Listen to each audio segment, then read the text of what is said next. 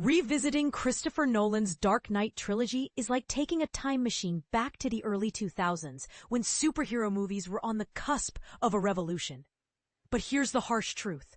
While these films were groundbreaking at the time, some aspects haven't aged as gracefully as we'd like to remember.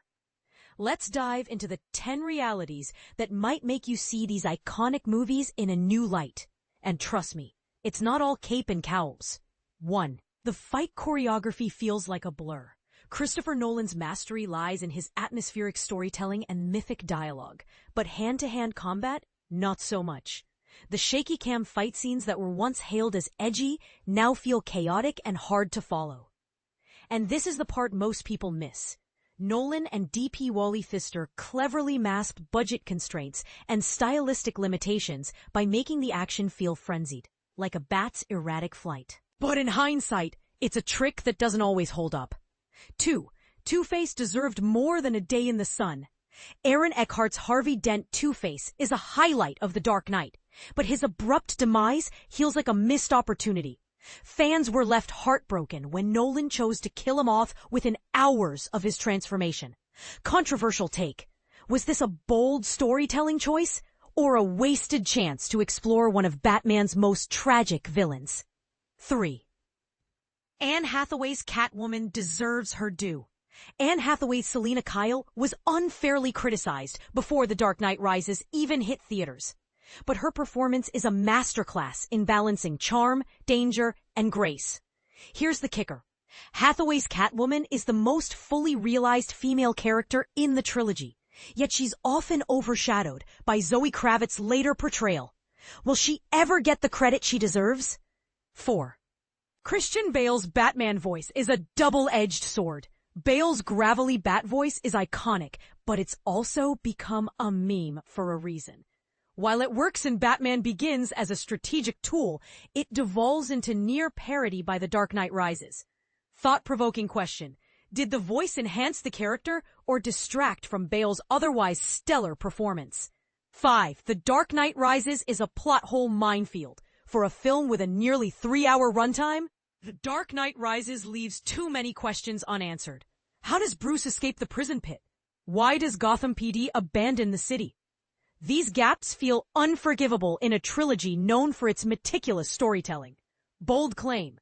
The melodrama could have been trimmed to address these issues. 6. Alfred is the emotional heart of the trilogy. Michael Caine's Alfred isn't just a supporting character. He's the trilogy's emotional anchor. His relationship with Bruce Wayne is the most consistent and moving through line. Surprising revelation. Nolan and Goyer revealed that Alfred's arc was the first idea they had, proving he's the unsung hero of the story. 7.